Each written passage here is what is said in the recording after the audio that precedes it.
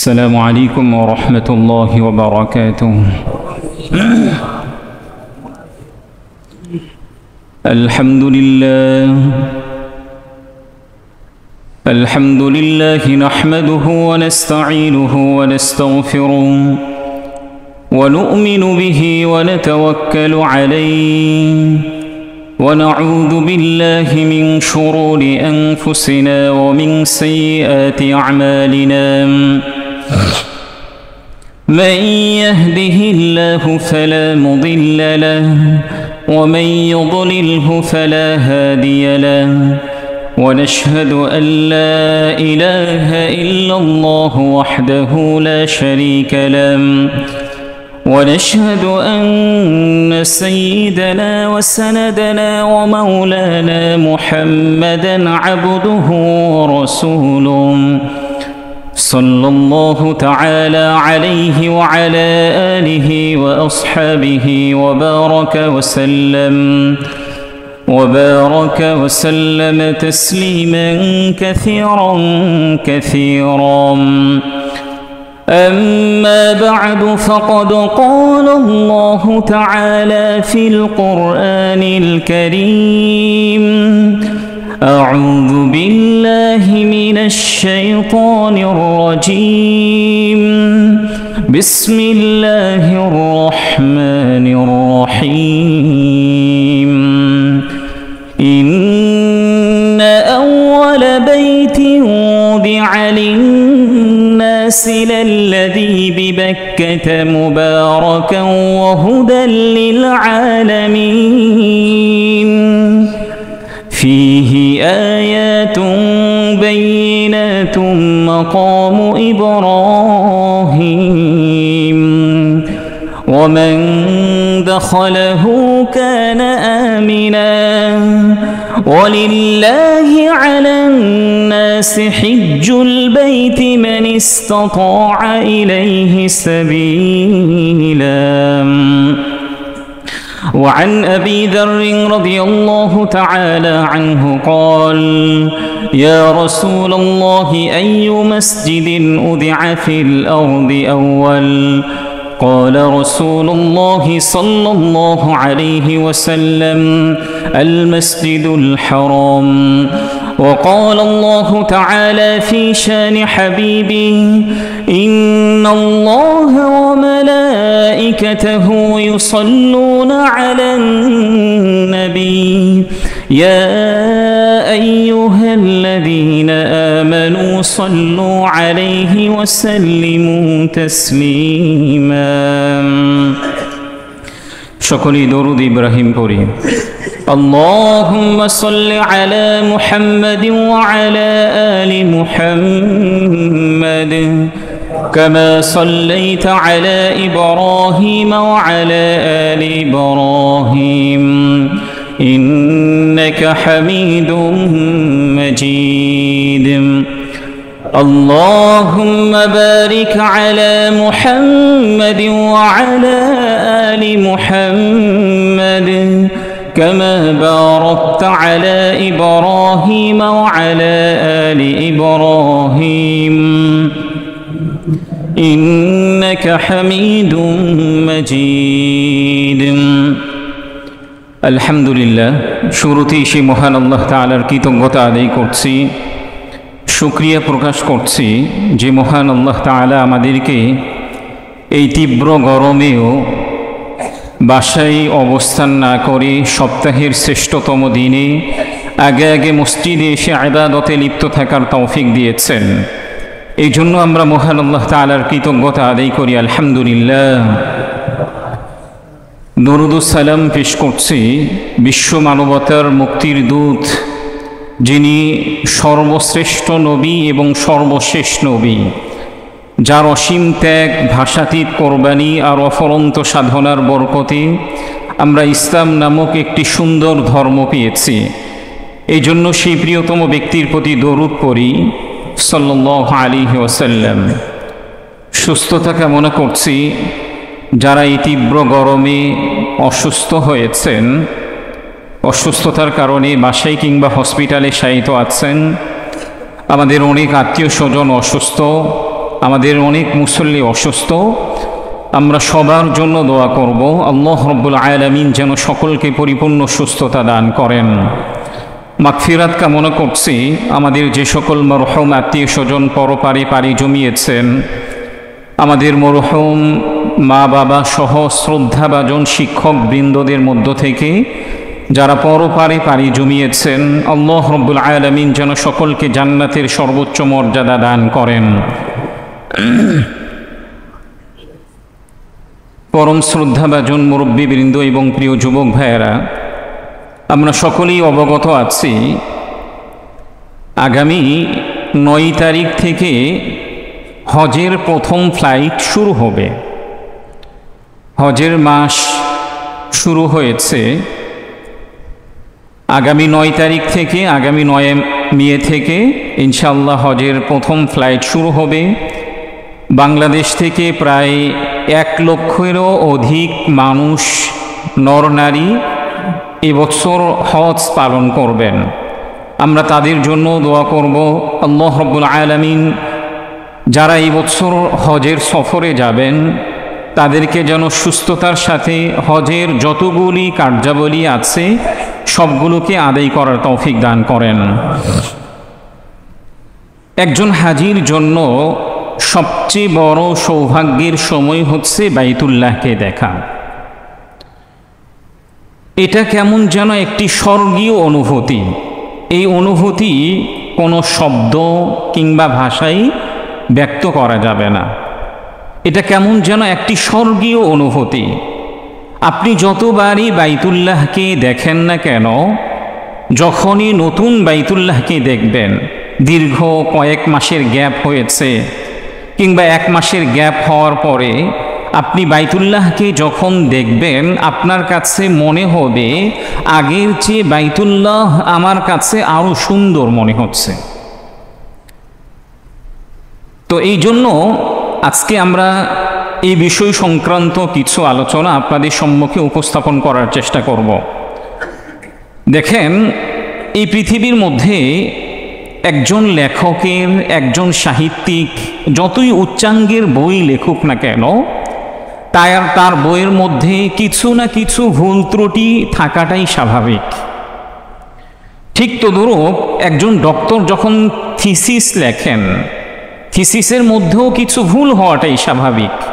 কিন্তু পক্ষান্তরে কোরআনুল কারীম যে গ্রন্থটিকে স্বয়ং আল্লাহ রাব্বুল আলামিন, আমাদের স্রষ্টা, আমাদের রব, আমাদের সৃষ্টিকর্তা আল্লাহ তাআলা হযরত জিবরিল আলাইহিস সালাতু ওয়াস সালামের মাধ্যমে কার উপরে অবতীর্ণ করেছেন? মুহাম্মাদুর রাসূলুল্লাহ সাল্লাল্লাহু আলাইহি ওয়াসাল্লামের উপরে অবতীর্ণ করেছেন। পৃথিবীর সব গ্রন্থের মধ্যে ভুল থাকতে পারে, কিন্তু কোরআনুল কারীমের মধ্যে কোনো ভুল থাকতে পারে না। যে বিষয়টি স্বয়ং আল্লাহ রাব্বুল আলামিন কোরআনুল কারীমের বিভিন্ন জায়গার মধ্যে উল্লেখ করেছেন। কোরআনুল কারীমের সূরাত আল ইমরানের ৯৬ এবং ৯৭ নম্বর আয়াতের মধ্যে আল্লাহ তাআলা একটা বিষয় স্পষ্ট করেছেন যে এই পৃথিবীর মধ্যে সর্বপ্রথম ঘর কোনটি? এই পৃথিবীর মধ্যে সর্বপ্রথম ঘর কোনটি? এই বিষয়টিও আল্লাহ তাআলা সূরাত আল ইমরানের ৯৬ এবং ৯৭ নম্বর আয়াতগুলোর মধ্যে স্পষ্টভাবে উল্লেখ করেছেন। আল্লাহ তাআলা বলেন, ইন্না আউওয়ালা বাইতিন উদিআ লিন-নাসি লাল্লাযী বিবাক্কাতা মুবারাকান ওয়া হুদাল লিল আলামিন ফীহি আয়াতুন বাইয়িনাতুন মাকামু ইব্রাহিম ومن دخله كان آمنا ولله على الناس حج البيت من استطاع إليه سبيلا। প্রথম আয়াতের মধ্যে আল্লাহ তাআলা উল্লেখ করেছেন এই পৃথিবীর মধ্যে সর্বপ্রথম যে ঘরটি হচ্ছে সেই ঘরের নাম হচ্ছে বাইতুল্লাহ, যেটা অবস্থিত মক্কার মধ্যে অবস্থিত। আল্লাহ তাআলা এই ঘরের কয়েকটি বৈশিষ্ট্যের কথা উল্লেখ করেছেন। মুবারাকান, এই ঘরটি সাধারণ কোনো ঘর নয়, বরং এই ঘরের মধ্যে আল্লাহ তাআলা বারাকাহ রেখে দিয়েছেন। সুবহানাল্লাহ বলেন। কোনো একজন হাজি কিংবা উমরা পালনকারী ব্যক্তি কোনো ইবাদত করে না, শুধুমাত্র বাইতুল্লাহর দিকে তাকিয়ে থাকে, এরপরও আল্লাহ তাআলা তার আমল নামায় সওয়াব লিখতে থাকেন। আপনি বাইতুল্লাহ গিয়েছেন, তাওয়াফ করছেন না, কোরআনুল কারীমের তিলাওয়াত করছেন না, কিংবা অন্য যে কোনো ইবাদত করছেন না, শুধু বাইতুল্লাহর দিকে তাকিয়ে আছেন, এতেও আমল নামায় সওয়াব বৃদ্ধি করবেন কে? আল্লাহ তাআলা। অনেক উলামায়ে কেরামগণ বলেছেন, কোনো ব্যক্তি যদি বাইতুল্লাহর দিকে তাকিয়ে থাকে, আল্লাহ তাআলা এই আয়াতের মধ্যে যে বলেছেন মুবারাকান, বরকতময় একটি ঘর, এই বরকতময় ঘর এটার দিকে ইঙ্গিত করে কোনো ব্যক্তি যদি শুধু বাইতুল্লাহর দিকে তাকিয়ে থাকে, আল্লাহ তাআলা তার চোখের দৃষ্টি বাড়িয়ে দিবেন। আল্লাহ তাআলা তার চোখের দৃষ্টিশক্তি বাড়িয়ে দিবেন। ও হুদাল্লিল আলামিন, শুধু বরকতময় ঘরে, এই ঘরই শুধু সীমাবদ্ধ নয়, বরং এই ঘরটি পুরো বিশ্ববাসীদের জন্য হেদায়েতের স্থান হিসাবে আল্লাহ তাআলা নির্ধারণ করেছেন। তাহলে এক তো হচ্ছে এই ঘরটি কিসের ঘর? বরকতময় ঘর। দ্বিতীয় নম্বর হচ্ছে পুরো বিশ্ববাসীদের জন্য হেদায়েতের স্থান হিসাবে আল্লাহ তাআলা এই ঘরকে বানিয়েছেন। এরপরে আল্লাহ তাআলা বলেছেন যে এই যে ঘরটি যাদের সামর্থ্য আছে, সামর্থ্যবান ব্যক্তিদের জন্য আল্লাহ তাআলা এই ঘরে কিংবা এই ঘরে সফর করার জন্য নির্দেশনা দিয়েছেন। যাদের কি আছে? অ্যাবিলিটি আছে, সামর্থ্য আছে। ওয়ালিল্লাহি আলান নাস হিজ্জুল বাইতি মান ইসতাতাআ ইলাইহি সাবিলা, যাদের সামর্থ্য আছে তারা যেন হজের মতো গুরুত্বপূর্ণ একটি দায়িত্ব পালন করে। কারণ আমরা সকলেই অবগত আছি ইসলামের যে 5টি ভিত্তি আছে, এর মধ্য থেকে অন্যতম একটি ভিত্তির নাম হচ্ছে কি? হজ্জে বাইতুল্লাহ। ঠিক তদরূপ সহিহ বুখারী 3366 এবং সহিহ মুসলিমের 520 নম্বর হাদিসের মধ্যে উল্লেখ করা হয়েছে। হাদিসটি উল্লেখ করেছেন রাসূলুল্লাহ সাল্লাল্লাহু আলাইহি ওয়াসাল্লামের অন্যতম একজন সাহাবী হযরত আবু যর রাদিয়াল্লাহু তাআলা আনহু। তিনি একবার রাসূলকে জিজ্ঞাসা করেছিলেন, ইয়া রাসূলুল্লাহ, এই পৃথিবীর মধ্যে সর্বপ্রথম কোন ঘরটি নির্মাণ করা হয়েছে? হাদিসের ইবারতটি কিভাবে উল্লেখ করা হয়েছে? عن أبي ذر رضي الله تعالى عنه قال يا رسول الله أي مسجد أُدِعَ في الأرض أول؟ قال رسول الله صلى الله عليه وسلم المسجد الحرام. ثم أي مسجد؟ قال المسجد الأقصى. قال كم بينهما؟ قال رسول الله صلى الله عليه وسلم 40 عاما. একবার হযরত আবু যর রাদিয়াল্লাহু তাআলা আনহু রাসূলুল্লাহ সাল্লাল্লাহু আলাইহি ওয়াসাল্লামকে জিজ্ঞাসা করলেন, ইয়া রাসূলুল্লাহ, ইয়া হাবিবাল্লাহ, এই পৃথিবীর মধ্যে সর্বপ্রথম কোন ঘরটি নির্মাণ করা হয়েছে? তখন রাসূলুল্লাহ সাল্লাল্লাহু আলাইহি ওয়াসাল্লাম বলেছিলেন, এই পৃথিবীর মধ্যে সর্বপ্রথম যে ঘরটি নির্মাণ করা হয়েছে সেই ঘরটির নাম হচ্ছে বাইতুল্লাহ। এরপর হযরত আবু যর রাদিয়াল্লাহু তাআলা আনহু রাসূলুল্লাহ সাল্লাল্লাহু আলাইহি ওয়াসাল্লামকে দ্বিতীয়বার প্রশ্ন করলেন, ইয়া রাসূলুল্লাহ, বাইতুল্লাহ নির্মাণ করার পরে কোন ঘরটি নির্মাণ করা হয়েছে? তখন রাসূলুল্লাহ সাল্লাল্লাহু আলাইহি ওয়াসাল্লাম বললেন, বাইতুল্লাহ নির্মাণ করার পরে দ্বিতীয় ভাগে মসজিদুল আকসা নির্মাণ করা হয়েছে। এরপর হযরত আবু যর রাদিয়াল্লাহু তাআলা আনহু তৃতীয় প্রশ্ন করলেন, উভয় মসজিদের ব্যবধান কত বৎসর পরিমাণ? তখন রাসূলুল্লাহ সাল্লাল্লাহু আলাইহি ওয়াসাল্লাম বললেন, মসজিদুল হারাম নির্মাণ করার পরে দীর্ঘ 40 বছর গ্যাপ রাখার পরে মসজিদুল আকসা নির্মাণ করা হয়েছে। তাহলে সর্বপ্রথম কোন ঘরটি নির্মাণ করা হয়েছে? মসজিদুল হারাম। আমরা সকলেই অবগত আছি, আমরা অনেকেই বলি কাবা শরীফ কিংবা বাইতুল্লাহ, কিন্তু কোরআন এবং হাদিসের মধ্যে আরেকটি নামের কথা উল্লেখ করা হয়েছে, সেটির নাম হচ্ছে আল মসজিদুল হারাম। আমাদের সমাজের মধ্যে একটি পরিভাষা, ইসলামী শরিয়ার একটি পরিভাষা প্রচলিত আছে, ফরজ, ওয়াজিব, হারাম। হারাম, এই পরিভাষার মধ্যে হারাম শব্দের অর্থ কি? নিষিদ্ধ। তাহলে আল মসজিদুল হারামকে কিংবা কাবাকে মসজিদুল হারাম কেন বলা হয়? মূলত হারামের দুটি অর্থ আছে। একটা অর্থ হচ্ছে, হারাম শব্দের অর্থ হচ্ছে সম্মানিত। হারাম শব্দের অর্থ কি বলেন? সম্মানিত। আর যেহেতু এই ঘরটি অন্যান্য ঘরের চেয়ে সম্মানিত একটি ঘর, যার কারণে এই ঘরটির নামকরণ করা হয়েছে আল মসজিদুল হারাম। আর হারাম শব্দের আরেকটি অর্থ আছে নিষিদ্ধ। আল্লাহ তাআলা যে বিষয়গুলো থেকে আমাদেরকে নিষেধ করেছেন, রাসূলুল্লাহ সাল্লাল্লাহু আলাইহি ওয়াসাল্লাম যে বিষয়গুলো থেকে আমাদেরকে নিষেধ করেছেন, ইসলামী শরীয়তের পরিভাষায় সেগুলোকে হারাম বলে সাব্যস্ত করা হয়েছে। আমরা ইমামরা, খতিবরা বলে থাকি এগুলো করাটা হচ্ছে হারাম। হারাম অর্থ কি? নিষিদ্ধ। যেহেতু মসজিদুল হারামের মধ্যে কিছু বিষয় আছে নিষিদ্ধ, আপনি যখন ইহরামের কাপড় পরবেন, ইহরামের কাপড় পরে সব ধরনের কার্যক্রম আপনি করতে পারবেন না। আপনি কোনো পশু পাখিকে মারতে পারবেন না, কিংবা যে প্রাণীটি আপনাকে কষ্ট দেয় না এই প্রাণীকে আপনি হত্যা করতে পারবেন না, নিষিদ্ধ করা হয়েছে। যার কারণে এই ঘরের আরেকটি নাম হচ্ছে আল মসজিদুল হারাম। দেখেন কোরআনুল কারীমের মধ্যে, যেটি সূরাত আল ইমরানের ৯৬ নম্বর আয়াতের মধ্যে আল্লাহ তাআলা এই ঘরের একটি নামকরণ করেছেন বাক্কা। ইন্না আউওয়ালা বাইতিন উদিআ লিন-নাসি লাল্লাযী বিবাক্কাতা। নাম কি বলেন? বাক্কা, বদে। আমরা কি বলি? মক্কায় অবস্থিত বাইতুল্লাহ কিংবা আল মসজিদুল হারাম অথবা কাবা, অথচ কোরআনুল কারীমের মধ্যে উল্লেখ করা হয়েছে বাক্কা। আসলে এই বাক্যাটার যদি আমরা ব্যাখ্যা করতে যাই, স্বাভাবিকভাবে একদম যদি সহজ এক্সাম্পল দিতে যাই, আমাদের ঢাকার ভিতরে পুরো ঢাকার যে এরিয়া আছে, এরিয়ার ভিতরে এক একটা স্থানের নাম এক একটা রাখা হয়েছে না? যেমন আমরা যে স্থানে বসবাস করি, স্থানের নাম কি? মিরপুর। কিছু দূর যাওয়ার পরে দেখা যাবে আগারগা, আর কিছু দূর যাওয়ার পরে দেখা যাবে যে আজিমপুর, আর কিছু দূর যাওয়ার পরে দেখা যাবে পল্টন কিংবা আরও গুলিস্তান এলাকাগুলির, অথবা এইদিকে যদি আমরা যাই তাহলে দেখা যাবে এই স্থানের নামকরণ করা হয়েছে কি? উত্তরা। অথচ এটা কি উত্তরা কি ঢাকার বাহিরে নাকি ভিতরে? মিরপুরটা কি ঢাকার ভিতরে নাকি বাহিরে? ঢাকার ভিতরে। এক একটা জায়গার নাম এক একটা রাখা হয়েছে। তো মূলত উলামায়ে কেরামগণ বলেছেন বাক্কা এটা পুরো একটা এলাকার নাম। এর মধ্যে মক্কা, যে জায়গার মধ্যে বাইতুল্লাহটা আছে ওই জায়গাটার নাম হচ্ছে কি? মক্কা। দ্বিতীয় নম্বর আরেকটা যদি ব্যাখ্যা করি তাহলে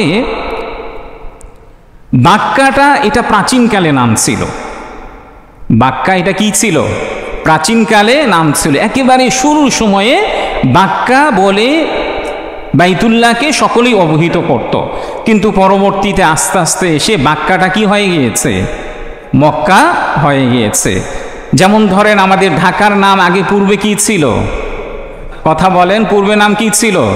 জাহাঙ্গীরনগর। মুঘল সম্রাট জাহাঙ্গীরের নামে এটার নামকরণ করা হয়েছিল। এরপরে জাহাঙ্গীরনগর থেকে সরাসরি ঢাকা হয়েছে নাকি ঢাকার পূর্বে আর কোনো নাম ছিল? কেউ বলতে পারবেন? এর নাম ছিল কি? ডাক্কা ছিল। এটা ১৯৮২ সালের পূর্ব পর্যন্ত আমাদের এই বাংলাদেশে যারা অবস্থান করতেন তারা ঢাকা না বলে ডাক্কা বলতেন, কিন্তু ১৯৮২ সালের পর থেকে লোকদের মুখে এটা কি হয়ে গিয়েছে? ঢাকা বলে প্রচলিত হয়ে গিয়েছে।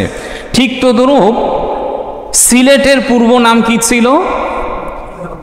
জালালাবাদ নাম ছিল। চিটাগাংয়ের পূর্ব নাম কি ছিল? ইসলামাবাদ। কুমিল্লার পূর্ব নাম ছিল ত্রিপুরা। নোয়াখালীর পূর্ব নাম কি ছিল? সুধারাম। কিন্তু পূর্ব নাম থাকা সত্ত্বেও একটা পর্যায়ে কি হয়ে গিয়েছে? পরিবর্তন হয়ে গিয়েছে।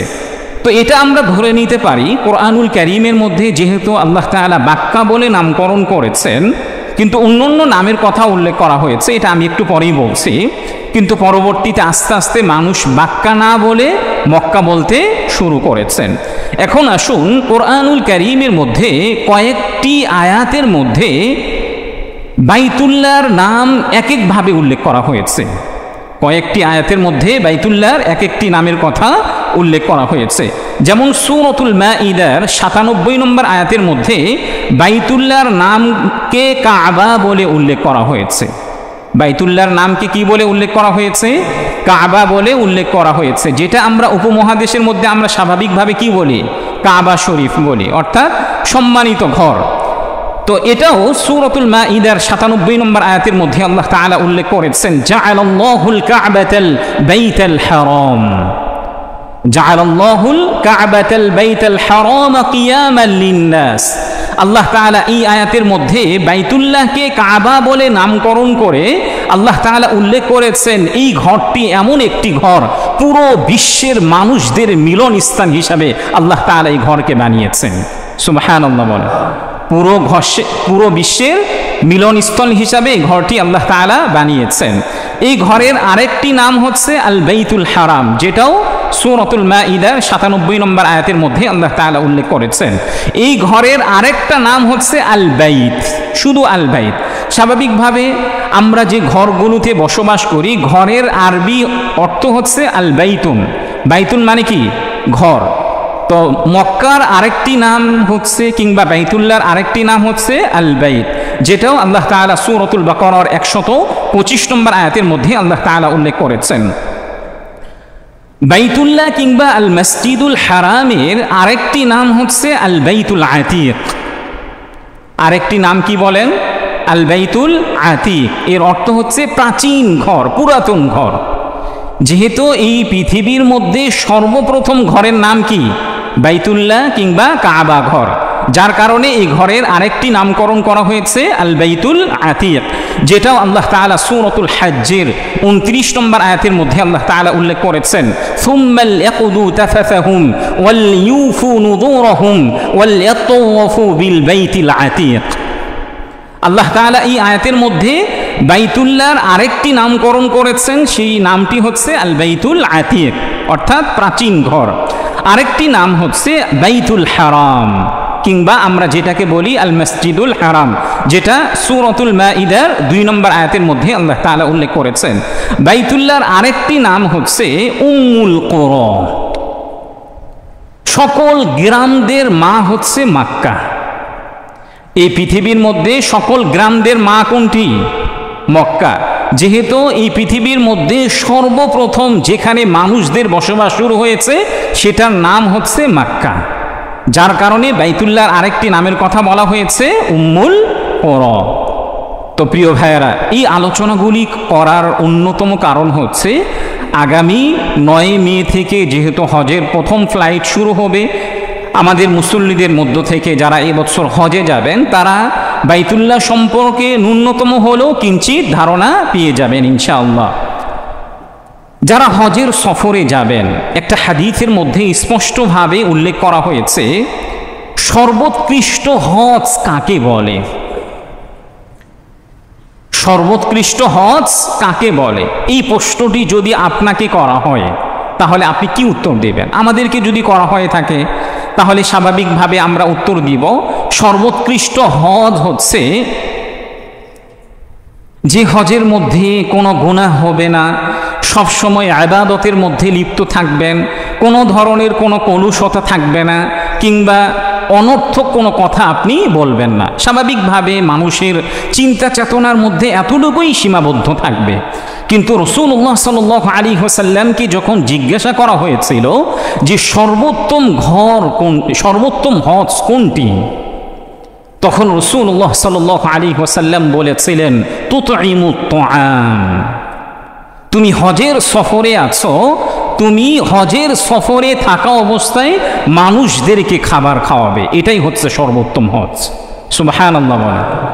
হজের সফরে কোনো ব্যক্তি যদি মানুষদেরকে বেশি বেশি খাওয়ায় তাহলে হাদিসের পরিভাষা অনুযায়ী তার হজটা হবে সর্বোত্তম হজ। এখন আপনি সর্বোত্তম হজ এই দায়িত্বটা আপনি কিভাবে পালন করবেন? আপনি যারা হজের সফরে যাচ্ছেন কিংবা আগামীতে যাবেন, আমাদের প্রত্যেকের ইন্টেনশন, নিয়তটা যেন এমন থাকে প্রতিদিন আমি মুসাফিরদের জন্য, হাজিদের জন্য আমি কিছু না কিছু অর্থ তাদের জন্য ব্যয় করব। কিভাবে ব্যয় করব? মক্কার আশেপাশে, মদিনার আশেপাশে অনেক খাবারের দোকানগুলি আছে। আপনি 10 রিয়াল কিংবা 20 রিয়াল 50 রিয়ালের কিছু কিনেন, খাবার কেনেন, কিংবা পানি ক্রয় করেন। কিংবা খেজুর ক্রয় করেন। আপনি দেখবেন যে ইনস্টাগ্রাম, ফেসবুকের মধ্যে, ইউটিউবের মধ্যে অনেক ভিডিও ছড়িয়ে পড়েছে যে ছোট্ট ছোট্ট বাচ্চারা তারা একটা পাত্রের মধ্যে খেজুর রাখে আর অন্য হাজিরা তার পাত্র থেকে কি নেয়? খেজুর নেয়। এই কাজটা আমরা করতে চাই না। আমরা অনেকেই মনে করি আরে এত লাখ টাকা খরচ করে হজের সফরে যাচ্ছি, আবার অন্যের জন্য কেন খরচ করব? অন্যের জন্য কেন খরচ করব? আমাদের অনেক হাজিরা আছেন যারা ফ্রি খাবার বিতরণ করেন। আরব কান্ট্রির অনেক শিল্পপতিরা দেখবেন যারা হজের সফরে যাচ্ছেন, দেখবেন যে দুপুরের সময় কিংবা বিভিন্ন সময়ে তারা ফ্রুট, খাবার, জুস বিভিন্ন সময় বিতরণ করে। একজন হাজি লাখ লাখ টাকা খরচ করে হজের সফরে যাচ্ছেন, তার হোটেলে সুস্বাদু খাবার আছে, এতটা সত্ত্বেও ওই হাজি তীব্র রোদে ফ্রি খাবার নেওয়ার জন্য সিরিয়াল ধরে। এই তীব্র গরমে ফ্রি খাবার নেওয়ার জন্য কি করেন? তারা সিরিয়াল ধরেন। একটা দিক থেকে এটা অনেক বড় একটা দুঃখজনক একটা বিষয়। আপনি জানেন না যে এখানে হজের সফরে এমন অনেক মুসাফির আছে তাদের খাবারের কোনো ব্যবস্থাপনা নাই। তারা ফ্রি যে খাবারটি পান এটা খেয়ে তারা হজের সময়গুলোকে অতিবাহিত করেন। এখন আপনার হোটেলে খাবার থাকা সত্ত্বেও আপনি কিভাবে নির্লজ্জের মতো এভাবে সিরিয়াল ধরেন? এটা খুবই একটা দুঃখজনক একটি বিষয়। আপনার সামর্থ্য অনুযায়ী, অ্যাবিলিটি অনুযায়ী অবশ্যই 10 রিয়াল 20 রিয়াল অনুযায়ী কি করবেন? তাদেরকে খেজুর কিংবা অন্য খাবার খাওয়ানোর অবশ্যই চেষ্টা করবেন। হ্যাঁ, আপনার কোনো সামর্থ্য নাই, আপনার কোনো সামর্থ্য নাই, এখন আপনি কি করবেন? আপনি যখন জমজমের পানি পান করবেন, জমজমের পানি কি করবেন? পান করবেন, দেখবেন যে আপনার আশেপাশে অনেক ব্যক্তিরা ওই গ্ল্যান্ডগুলো থেকে জমজমের পানি পানের জন্য তারা দাঁড়িয়ে আছে। আপনি জমজমের পানি পান করার পূর্বেই মিনিমাম 10 জনকে জমজমের পানি পান করাবেন। মিনিমাম 10 জনকে কি করবেন? জমজমের পানি পান করাবেন। তাহলে আপনি ওই হাদিসের অন্তর্ভুক্ত হবেন। রাসূলুল্লাহ সাল্লাল্লাহু আলাইহি ওয়াসাল্লাম কি বলেছেন? ওই হজটি সর্বোত্তম হজ যে হজের মধ্যে একজন হাজি অন্যদেরকে খাবার খাওয়ায়। আপনার খাবার খাওয়ানোর মতো সামর্থ্য নেই, অন্তত জমজমের পানিটা তো সবার জন্য উন্মুক্ত। আপনি বসে আছেন, আপনি নিজে পানি পান করবেন, অন্যদেরকেও পানি পান করানোর ইনশাআল্লাহ চেষ্টা করবেন। মসজিদুল হারাম কিংবা বাইতুল্লাহ কতবার নির্মাণ করা হয়েছে এটা যদি আমরা সংক্ষিপ্তভাবে উল্লেখ করি, মসজিদুল হারাম বা বাইতুল্লাহ অথবা কাবা সর্বপ্রথম নির্মাণ করেছেন কে? আল্লাহ তাআলা। আল্লাহ তাআলা ফেরেশতাদের মাধ্যমে নির্মাণ করেছেন। দ্বিতীয় পর্যায়ে মসজিদুল হারামকে নির্মাণ করেছেন হযরত আদম আলাইহিস সালাতু ওয়াস সালাম। তৃতীয় পর্যায়ে মসজিদুল হারামকে নির্মাণ করেছেন হযরত শীশ আলাইহিস সালাতু ওয়াস সালাম। 4 নম্বরে হযরত ইব্রাহিম আলাইহিস সালাতু ওয়াস সালাম মসজিদুল হারামকে নির্মাণ করেছেন, যেটার ইতিহাস আমরা কম বেশি সকলেই অবগত আছি। মসজিদুল হারাম যখন হযরত ইব্রাহিম এবং তার প্রিয় ছেলে হযরত ইসমাঈল আলাইহিস সালাতু ওয়াস সালাম নির্মাণ করেছিলেন, মসজিদুল হারামটা নিচ থেকে কতটুকু উঁচু? কে বলতে পারবেন? নিচ থেকে কতটুকু উঁচু? ওই সময় কোনো ময়ের ব্যবস্থাপনা ছিল? আজকের যুগে মিস্ত্রিরা তারা এক ফ্লোরের পরে আরেক ফ্লোর তারা নির্মাণ করছেন, কত কিছুর উন্নত ব্যবস্থাপনা আছে। সেই সময় কি উন্নত ব্যবস্থাপনা ছিল? কোনো উন্নত ব্যবস্থাপনা ছিল না। হযরত ইব্রাহিম আলাইহিস সালাতু ওয়াস সালাম একটি পাথরের উপর উঠে তিনি বাইতুল্লাহকে নির্মাণ করেছিলেন। বাইতুল্লাহ নির্মাণ করার পরে তিনি আল্লাহ তাআলার কাছে যে দোয়াটি করেছিলেন, রব্বানা তাকাব্বাল মিন্না ইন্নাকা আনতাস সামিউল আলিম, রব্বুল আলামিন আপনি আমাদের ইবাদতগুলোকে, আমাদের আমলগুলোকে আপনি কবুল করে নেন। এই জন্য আমরা যতই নেক কাজ করি না কেন, যতই কল্যাণমূলক কাজ করি না কেন, কল্যাণমূলক কাজ করার পরে আমরা এই আমলগুলো যেন কবুল হয় এই দোয়াও করব কার কাছে? আল্লাহ তাআলার কাছে। রব্বুল আলামিন আমরা 5 ওয়াক্ত নামাজ পড়েছি, রমজান মাসে রোজা রেখেছি, যাকাত দিয়েছি, হে আল্লাহ আমাদের মধ্যে যদি অল্প হলেও লৌকিকতা থাকে, অন্যকে দেখানোর জন্য হয়ে থাকে, তারপরে রব্বুল আলামিন আপনি আমাদের আমলগুলোকে কবুল করে নেন। কারণ এগুলো শিখিয়েছেন কে? হযরত ইব্রাহিম আলাইহিস সালাতু ওয়াস সালাম বাইতুল্লাহ নির্মাণ করার পরে তিনি দোয়া করেছিলেন। হযরত ইব্রাহিম আলাইহিস সালাতু ওয়াস সালাম বাইতুল্লাহ নির্মাণ করার পরে আরও যে দোয়াটি করেছিলেন, যেটি সূরাতুল বাকারার 126 এবং 28 নম্বর আয়াতের মধ্যে এই বিষয়গুলি উল্লেখ করা হয়েছে। হযরত ইব্রাহিম আলাইহিস সালাতু ওয়াস সালাম কি দোয়া করেছিলেন? ওয়াইদ ক্বালা ইব্রাহিম রব্বি ইজআল হাযা বালাদান আমিনান ওয়ারযুক আহলাহু মিনাস সামারাত মান আমানা মিনহুম বিল্লাহি ওয়াল ইয়াউমিল আখির। হযরত ইব্রাহিম আলাইহিস সালাতু ওয়াস সালাম বাইতুল্লাহ নির্মাণ করার পরে তিনি আল্লাহ রাব্বুল আলামিনের কাছে হাত তুলে দোয়া করত অবস্থায় তিনি দোয়া করেছিলেন, রব্বুল আলামিন, যে ঘরটি আপনার পক্ষ থেকে নির্দেশ প্রাপ্ত হওয়ার পরে আমরা নির্মাণ করলাম, এই ঘরটি আপনি নিরাপদ স্থান হিসাবে নির্ধারণ করে দেন। রব্বুল আলামিন এই ঘরের অধিবাসী যারা আছেন, যারা আপনার প্রতি ঈমান আনবে এবং যুগে যুগে যে সকল নবী রাসূলদেরকে আপনি প্রেরণ করবেন তাদের প্রতি যারা ঈমান আনবে তাদেরকে আপনি ফল ফ্রুটের মাধ্যমে রিজিক দান করুন। হযরত ইব্রাহিম আলাইহিস সালাতু ওয়াস সালাম দুইটি দোয়া করেছিলেন। এক নম্বর দোয়া হচ্ছে, রব্বুল আলামিন এই ঘরটাকে আপনি নিরাপদ ঘর হিসাবে সাব্যস্ত করুন, নিরাপদ ঘর হিসাবে বানিয়ে দিন। দ্বিতীয় নম্বর হচ্ছে, যারা এই ঘরের অধিবাসী আছে, ঘরের আশেপাশে যারা থাকবে তাদেরকে আপনি ফল ফ্রুটের মাধ্যমে রিজিক দান করুন।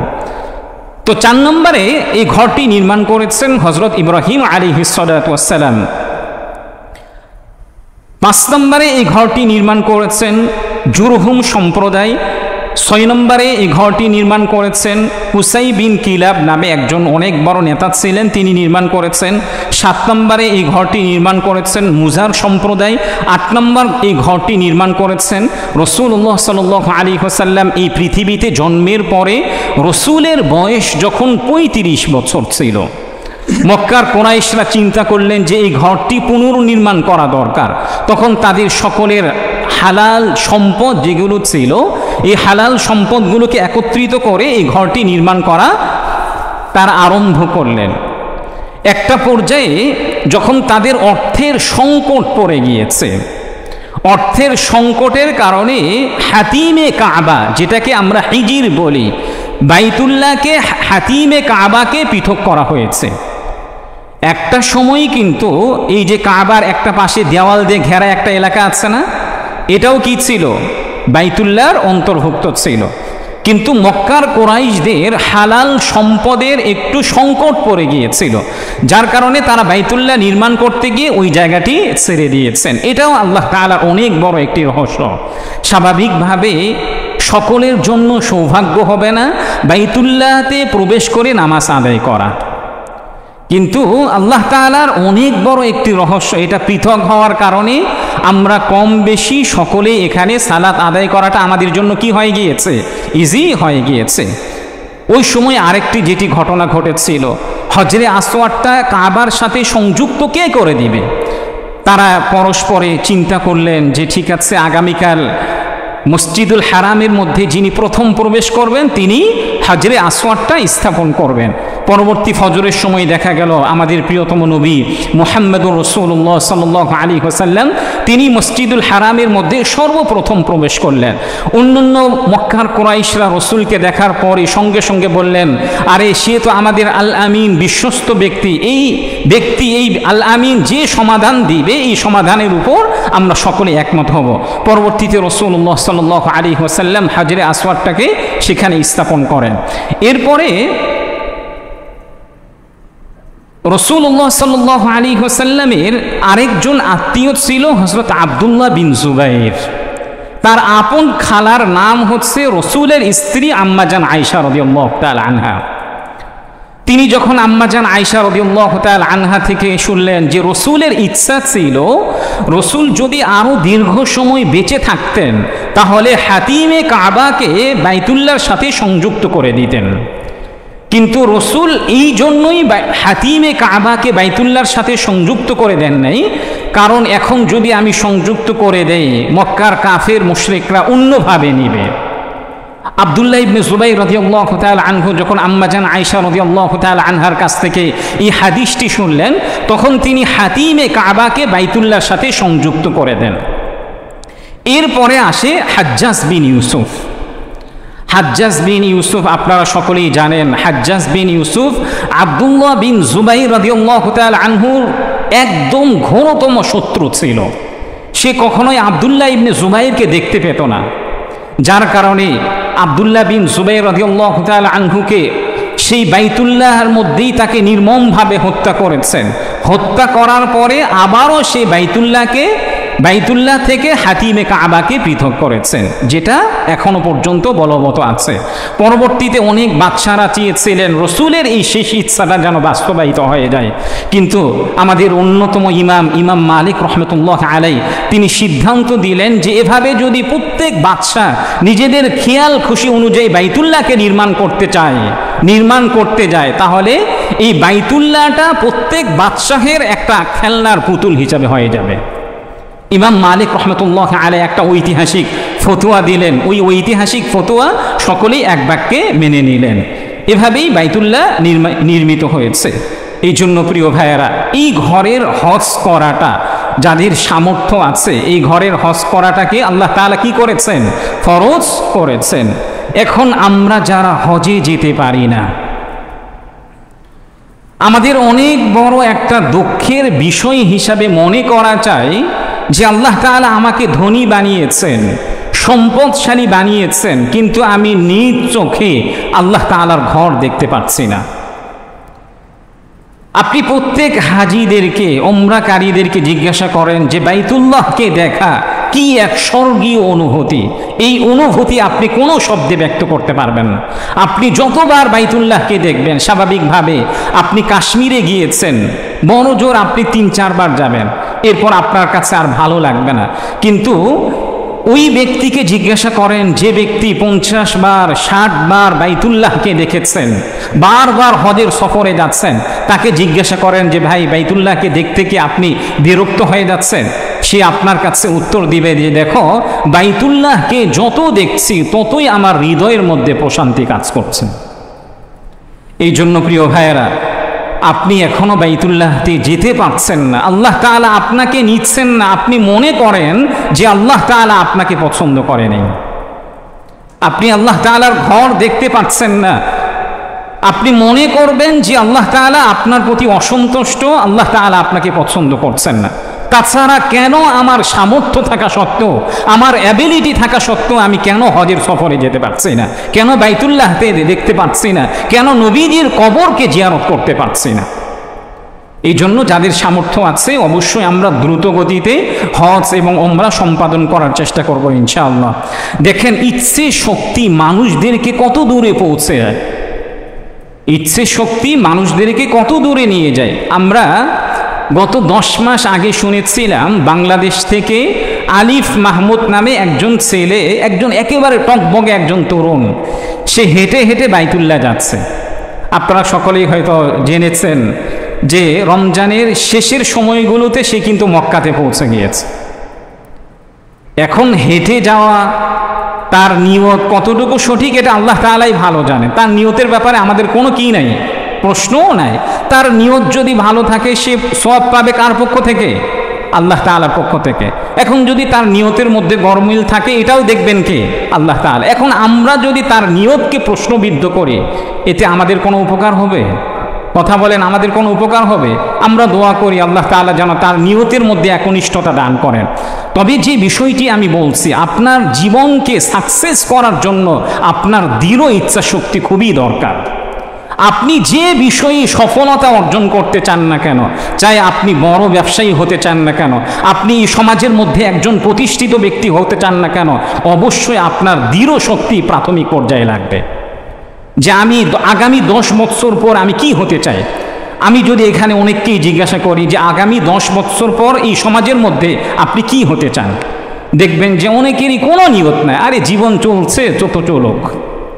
অথচ আপনি জীবনে সফল হতে গেলে এগুলো আপনার জন্য খুবই দরকার। এই জন্য প্রিয় ভাইয়ারা, আপনি প্রত্যেকেই আমরা নিয়ত করি যে আগামী 10 বছর পর আমি সমাজের মধ্যে কি হতে চাই, একজন সাধারণ ব্যক্তি নাকি সমাজের মধ্যে একজন প্রতিষ্ঠিত ব্যক্তি। এই দৃঢ় শক্তি যদি আমরা রাখি, তাহলে দেখবেন যে আমি আস্তে আস্তে অগ্রসর হয়ে যাচ্ছি। হজের সফরের মধ্যে যে সকল স্থানে দোয়া কবুল হয়, 1 নম্বর স্থান তো হচ্ছে যখন আপনি তাওয়াফ করবেন, তাওয়াফ করা অবস্থায় দোয়া কবুল হয়। 2 নম্বর জমজমের পানি পান করার সময় দোয়া কবুল হয়। 3 নম্বর হচ্ছে মুলতাজাম, যেটাকে বলা হয় হাজরে আসওয়াদ থেকে নিয়ে বাইতুল্লাহর যে গেট আছে, এই গেটের মধ্যে দেখবেন অনেক পুলিশরা, অনেক ভাইয়েরা সময় পায়, আমিও এখানে আলহামদুলিল্লাহ দোয়া করেছি। তো এখানেও দোয়া কবুল হয়, সাফা মারওয়াতে দোয়া কবুল হয়, হাতিমে কাবাতে দোয়া কবুল হয়, মসজিদুল নববীতে, রিয়াজুল জান্নাতেও দোয়া কবুল হয়। তো অবশ্যই এই সকল স্থানে আমরা বেশি বেশি দোয়া করার চেষ্টা করব। আল্লাহ তাআলা আমাদের সবাইকে এবং যারা এই বছর আমাদের মুসল্লিদের মধ্য থেকে, আমাদের আত্মীয়দের মধ্য থেকে হজে যাচ্ছেন, আল্লাহ তাআলা যেন সবাইকে সুস্থ অবস্থায় হজের যতগুলি কার্যাবলী আছে এই কার্যাবলী আদায় করার তৌফিক দান করেন। ওয়া আখিরু দাওয়ানা আনিল হামদুলিল্লাহি রাব্বিল আলামিন।